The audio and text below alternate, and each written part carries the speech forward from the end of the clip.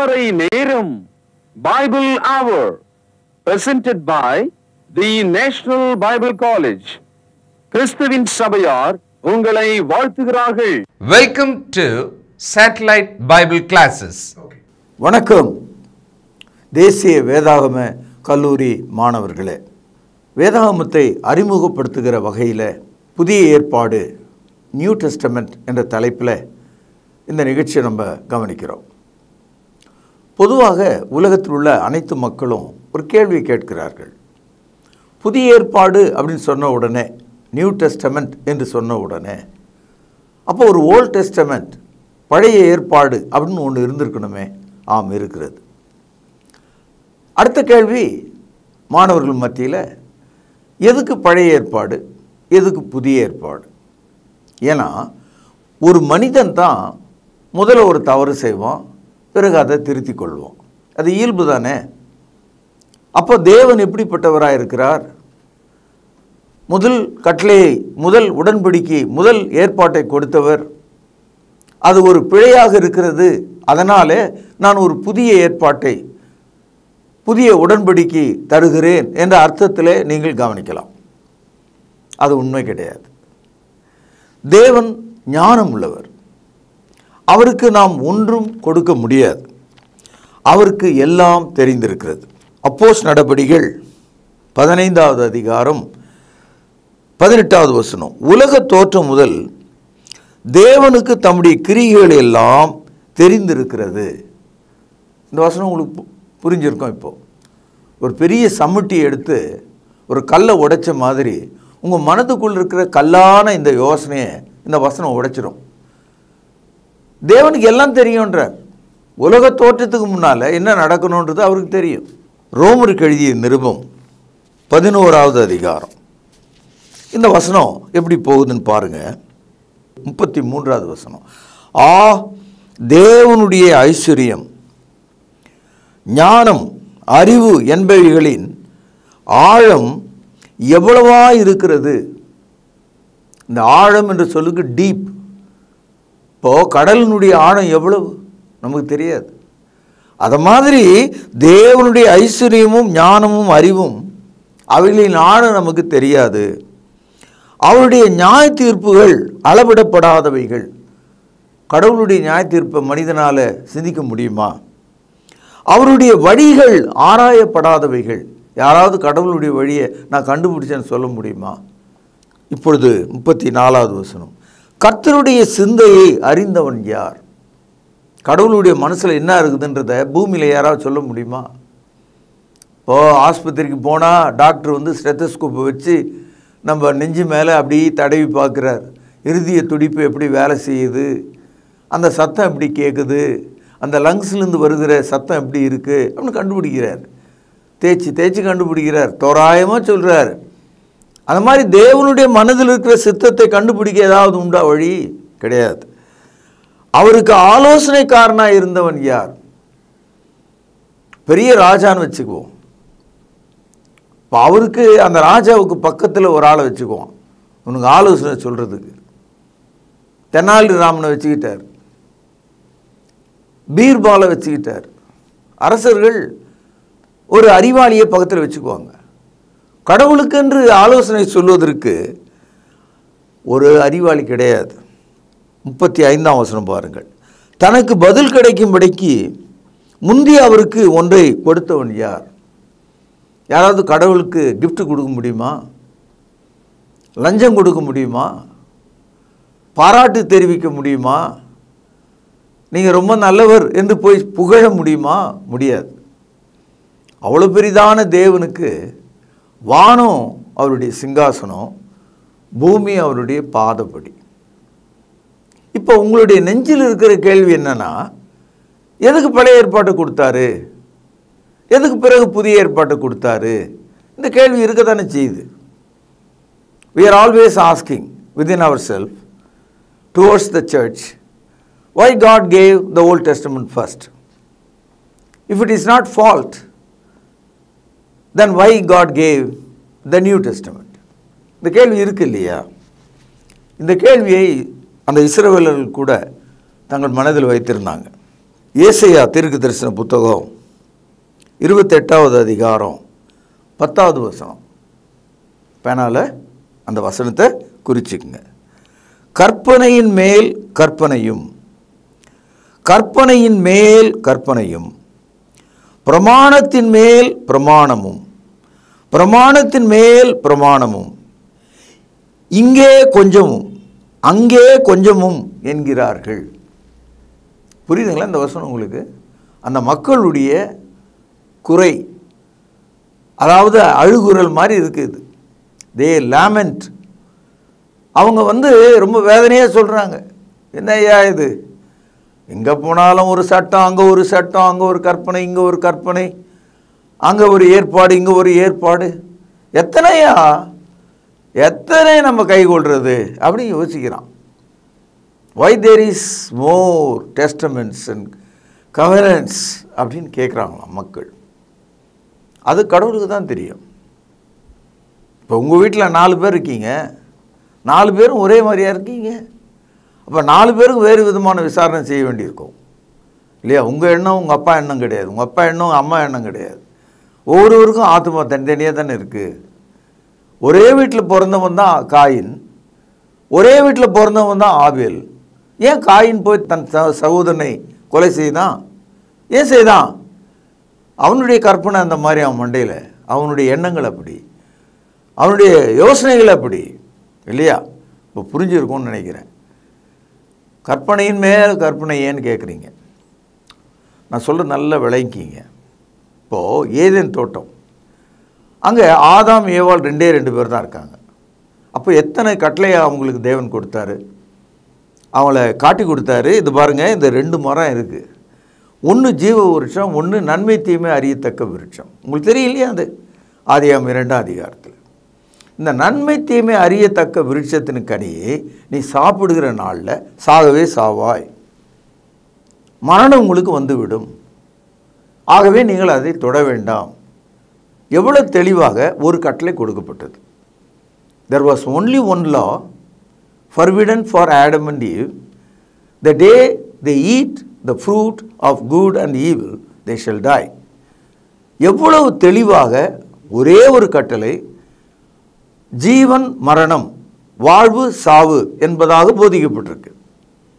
உங்களுக்கு எல்லாருக்கும் தெரியும், ஜீவனை விட்டு அவர்கள் அழிவை தேடிக்கொண்டார்கள். தேவனுடைய வார்த்தையை அவர்கள் மீறிவிட்டார்கள். எதை தொடக்கூடாது, பறிக்கக்கூடாது, சாப்பிடக்கூடாதுன்னு சொன்னாரோ அதை தான் செஞ்சான். முடிவு அவர்கள் மீது மரணம் வந்தது. அதனாலே ஆதியாகமம் 3:19 படிக்கிறோம், நீ மண்ணிலிருந்து எடுக்கப்பட்டாய், ஆகவே நீ மண்ணுக்கு திரும்புவாய்ன்னு வெளியே துரத்தி விட்டார். அன்றைக்கு வெளியே வந்த மனிதன் தினமும் பூமியிலே செத்துக்கொண்டே இருக்கிறான். ஆகவே அன்பு சகோதரர்களே, இப்போது ஆதாம் ஏவாளுக்கு ஒரே ஒரு கட்டளை தான். அதுக்கு பிறகு இன்னும் தொடர்ந்து படிச்சுக்கிட்டே வந்தோம்னா ஆதியாகமம் 6ஆம் அதிகாரத்தில் தேவன் நோவா அவனுடைய குடும்பத்தோடு ஒரு உடன்படிக்கை செய்கிறார்.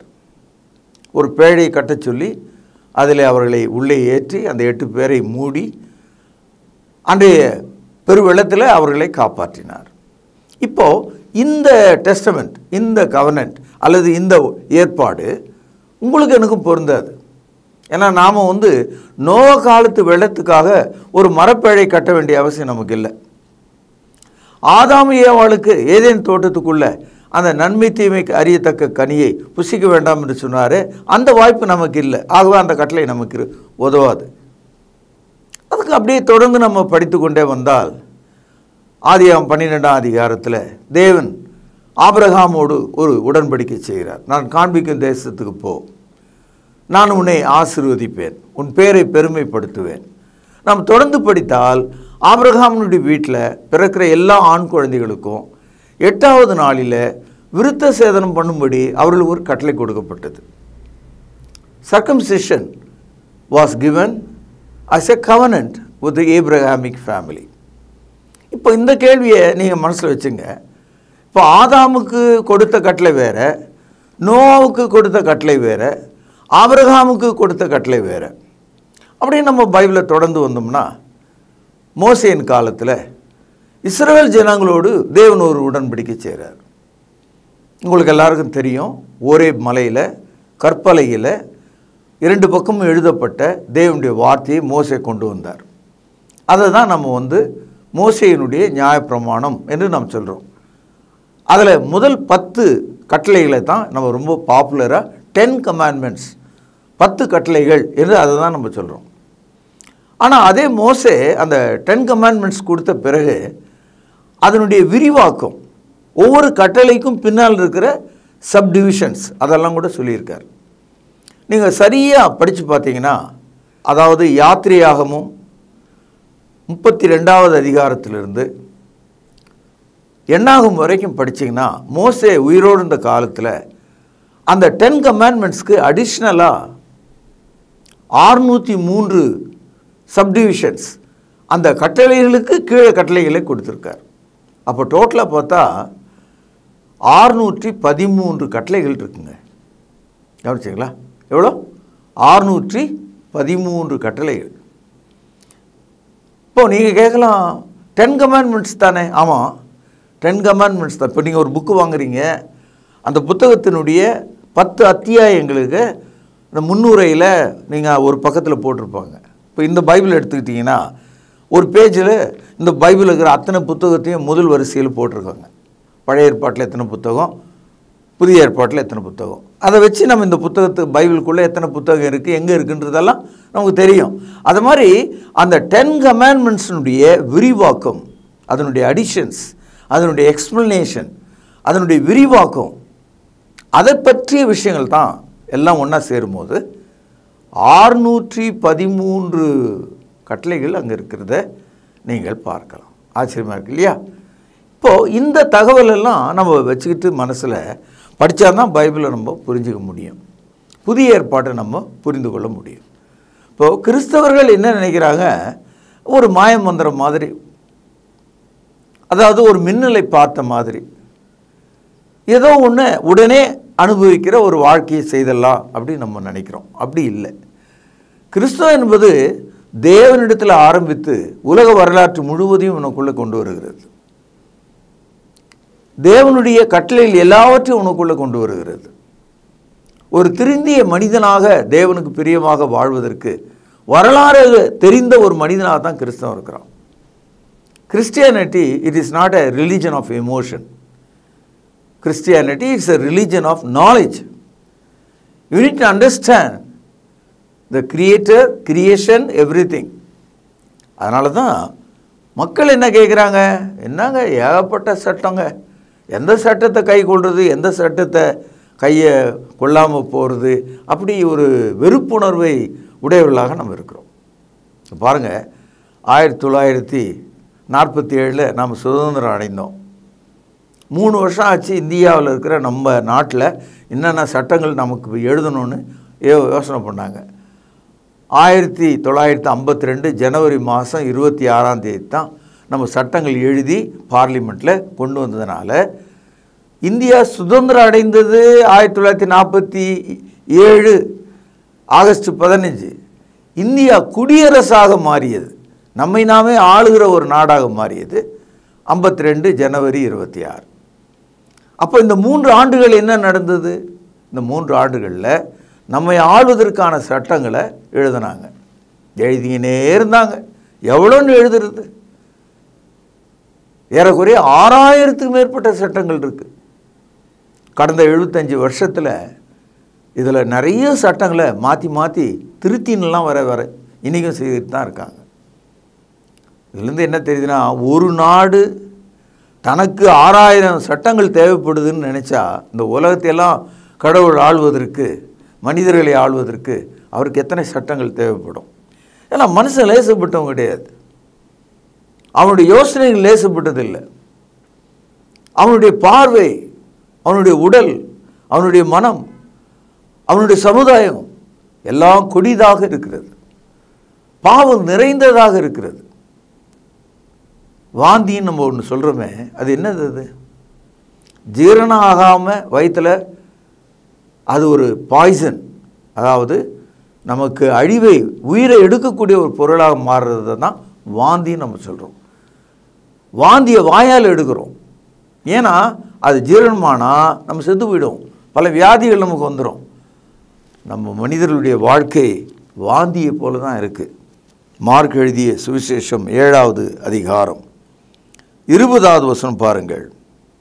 மனுஷனுக்குள்ளே இருந்து புறப்படுகிறதே மனுஷனை தீட்டுப்படுத்தும்.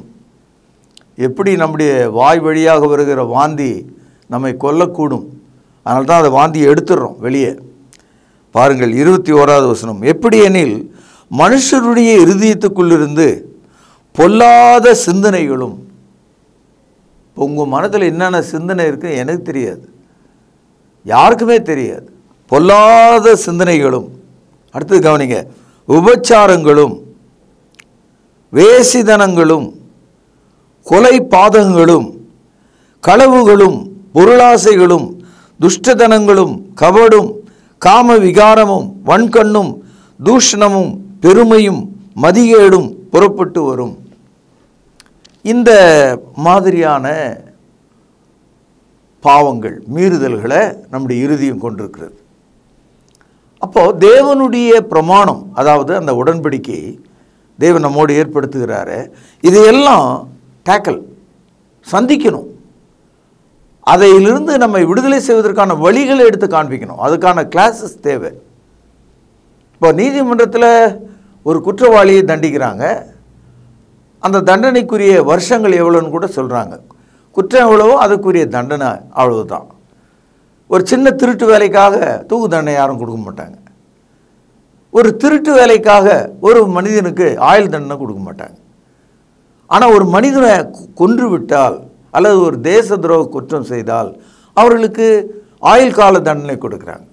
அப்போது குற்றத்தை பொறுத்து தண்டனைகள் பெறுகிறது. அதனால்தான் பிரமாணங்கள் நம்மை ஏன் இப்படி வழி நடத்துதுன்னு சொன்னால், நம்முடைய தேவைகளை, நம்முடைய குற்றங்களை அது சரி செய்யத்தக்கதாக ஒவ்வொன்றுக்கும் தேவனுடைய வார்த்தை என்ன நினைக்கிறது, தேவனுடைய விருப்பம் என்ன, நம்முடைய வாழ்வை சீர்படுத்துவது எப்படி, இதை பற்றிய விஷயங்களிலே தேவன் கவனமாக இருக்கிறார். அதனால தான் ஆதாம் ஏவாளுக்கு கொடுக்கப்பட்ட ஒரு உடன்படிக்கை அது நோவாவால் கை கொள்ளப்படல. நோவாவுக்கு கொடுக்கப்பட்ட உடன்படிக்கையை ஆபிரகாம் கை கொள்ளவில்லை. இப்போ ஆபிரகாமுக்கு கொடுக்கப்பட்ட அந்த உடன்படிக்கையை உலகத்தில் இருக்கிற மற்ற எந்த ஒரு கிறிஸ்தவர்களும் நம்ம கை கொள்வதில்லை. எந்த ஒரு கிறிஸ்தவரும் விருத்த சேதனம் பண்ணிக்கொள்வது கிடையாது, இல்லையா? No circumcision for Christians. ஆகவே தான் ஏன் பிரமாணம், பிரமாணத்தின் மேலே பிரமாணம், கற்பனை மேலே கற்பனை, ஏன் இவ்வளவு அப்படின்ற ஒரு கேள்வி எழும்பும்போது அவைகள் தேவைப்படுகிறது. இப்போது புருஷன் மனைவியாக இருந்தால் ஒரு பெட்ரூம் ஒரு பாத்ரூம் போதும். புருஷன் மனைவி 2 பிள்ளைகள் வரும்போது 2 பெட்ரூம் 2 பாத்ரூம் தேவைப்படும். விரிவாயிடுது பார்த்தீங்களா? இப்போ சமையல் அறையில் இருக்கிற பாத்திரங்கள் 2 பேர்னா அதுக்கு ஒரு 4 பாத்திரம் தான் போதும். ஒரு 4 பேர்னு சொன்னால் அங்கே ஒரு 8 பாத்திரம் தேவைப்படும். அப்போது மனிதர்களுடைய பெருக்கத்தை பொறுத்து, பாவத்தை பொறுத்து தேவனுடைய சட்டங்களாகிய பிரமாணங்கள் வளர்ந்து கொண்டிருக்கிறது. இப்போ புதிய ஏற்பாடு எல்லா மனிதனுக்கும் ஒரு முடிவான பிரமாணமாக எல்லா மனிதருக்காக இருக்கிறது. பழைய ஏற்பாடு அந்த இஸ்ரவேலர்கள் என்ற ஒரு கூட்ட மக்களுக்கு, ஜஸ்ட் ஒன் நேஷன் கால் இஸ்ரேல், அவர்களுக்கு இந்த ஓல்ட் டெஸ்டமெண்ட். புதிய ஏற்பாடு அப்படின்னு வரும்போது ஃபார் ஆல் நேஷன்ஸ், எல்லா தேசத்தாருக்கான ஒரு சட்டம். எரேமியா 31:31, இதோ நாட்கள் வரும் என்று கர்த்தர் சொல்கிறார். இந்த வரி உங்களுக்கு புரியுதுங்களா? ஒரு நாட்கள் வரப்போகுது. Behold, the days are coming. இதோ நாட்கள் வரும் என்று கர்த்தர் சொல்கிறார். அப்பொழுது கவனிங்க, இஸ்ரவேல் குடும்பத்தோடும் யூதா குடும்பத்தோடும் புது உடன்படிக்கையை பண்ணுவேன். இந்த வசனம் கொஞ்சம் புரிஞ்சுக்கிறது உங்களுக்கு கஷ்டம். அதாவது சாலமோன் ராஜாவுக்கு பிறகு அவனுடைய மகன் எரோபியாமின் நாட்களில் ஐக்கியமாக இருந்த இஸ்ரவேலர்கள் 12 கோத்திரம் பிரிந்தது. 10 கோத்திரம் வடக்கே சென்றது, 2 கோத்திரம் தெற்கே நின்றது. தெற்கே நின்றவர்கள் தான் யூதாவும் பெஞ்சமேனும். மற்ற 10 கோத்திரமும் வடக்கே போனாங்களே, அவங்க வந்து விக்கிரக வழிபாட்டுக்கு போயிட்டாங்க. போகும்போதே அவங்க பொற்கன்று குட்டிகளை வணங்கத்தக்கதாக சமாரியாவை தலைநகராக கொண்டு எரோபியாமின் கீழே அவர்கள் சென்று விட்டார்கள். ரெகோபியாமின் கீழே, சாலமோனுடைய மகன் கீழே எருசலேம் நகரத்தை தலைநகராக கொண்டு நியாயப்பிரமாணத்தை ஆட்சியாக வைத்துக்கொண்டு யூதர்களும் பெஞ்சமினும், பெரும்பாலும் அதில் இருந்தவங்க யூதர்கள் தான், அவர்கள் தனியாக நின்றாங்க. அதனால தான் பைபிளில் இந்த பிரிவுக்கு பிறகு, சாலமோன் ராஜாவுக்கு பிறகு வடக்கே போன அந்த 10 கோத்திரமும் புறஜாதிகள் என்று அழைக்கப்படுறாங்க. தெற்கே நின்ற 2 கோத்திரமும் தேவனுடைய ஜனங்கள் என்று அழைக்கப்படுறாங்க. இப்போ இந்த வசனம் என்ன சொல்லுதுன்னா, இஸ்ரவேல் குடும்பத்தோடும் யூதா குடும்பத்தோடும், அதாவது புறஜாதிகளோடும் யூதர்களோடும் என்று நாம் எண்ணிக்கலாம். இப்போ நம்ம எல்லாம் கூட புறஜாதிகள் தான். ஆகவே ஒரு புதிய உடன்படிக்கையை நான் பண்ணுவேன். இது வந்து எரேமியாவின் காலத்தில் இயேசு கிறிஸ்து பிறப்பதற்கு ஏறக்குறைய ஒரு 660 ஆண்டுகளில் சொல்லப்பட்ட தீர்க்க தரிசனம். இயேசு இன்னும் பிறக்கல, நாட்கள் வரும் என்று கர்த்தர் சொல்லுகிறார். ஒரு நாள் வரப்போது அன்னைக்கு யூதர்களுக்கும் யூதர்கள் அல்லாத மக்களுக்கும் தேவன் ஒரு புதிய உடன்படிக்கையை செய்ய போகிறார். இந்த உடன்படிக்கை எப்படி இருக்க போகுது? இஸ்ரவேலர்களுக்கு தேவன் உடன்படிக்கை கொடுத்த போது அவங்க எப்படி இருந்தாங்க? எரேமியா 31வது அதிகாரம் 32வது வசனம், நான் அவர்கள் பிதாக்களை, கவனிங்கள், எகிப்து தேசத்திலிருந்து வர கைப்பிடித்த நாளிலே அவர்களோடு பண்ணின உடன்படிக்கையின்படி அல்ல, ஏனெனில் நான் அவர்களுக்கு நாயகராய் இருந்தும் அந்த என் உடன்படிக்கையை அவர்கள் மீறி அவமாக்கி போட்டார்களே என்று கர்த்தர் சொல்கிறார். எரேமியா தீர்க்க தரிசனமாக இதை சொல்கிறார். இதை கேட்டுக்கொண்டிருக்கிற கிறிஸ்தவத்தில் உள்ள 3வது பிரிவு மக்கள், பெந்தேகோஸ்தே சபைகள், அவங்க கொஞ்சம் இதை கவனிக்கணும். அதாவது பைபிளை வந்து நாம் தவறாக புரிந்து கொள்வதற்கு ஒரு குழப்பம் இருக்கிறதுக்கு காரணம் என்னென்னா, பகுத்து படிப்பது கிடையாது. இந்த வசனத்தை கவனிச்சிங்கனாவே உங்களுக்கு புரியும்.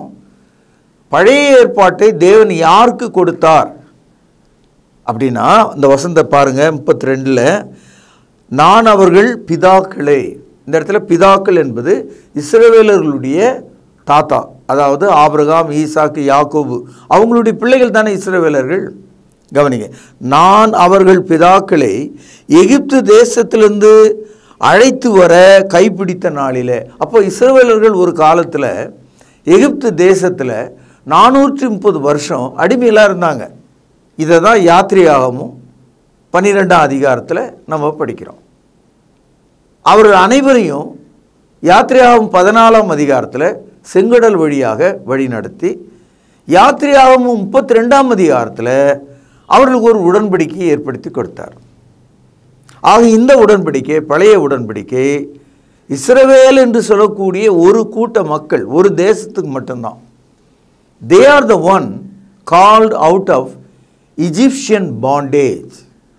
எகிப்து தேசத்தின் அடிமைத்தனத்திலிருந்து அழைக்கப்பட்ட மக்களுக்கு கொடுக்கப்பட்டதாக மோசேயினுடைய நியாயப்பிரமாணம் இருக்கிறது.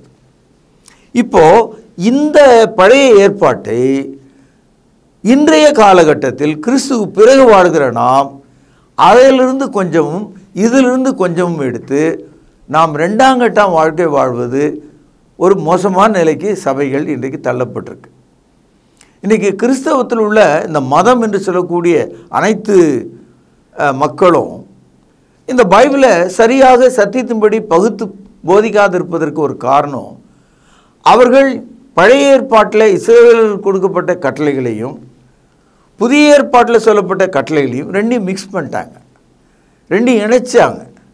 தேவைப்பட்டதெல்லாம் இந்த பக்கம் எடுத்துக்கிட்டாங்க, தேவைப்படாதெல்லாம் அந்த பக்கம் தள்ளிட்டாங்க.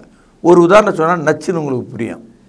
இந்த பெரிய பெரிய இந்த பணத்தை பிடுங்கி தின்னுகிற இந்த பெரும் முதலைகளாகிய நட்சத்திர போதர்கள் அவங்க மெயினாக வைக்கிற ஒரு வார்த்தை என்ன?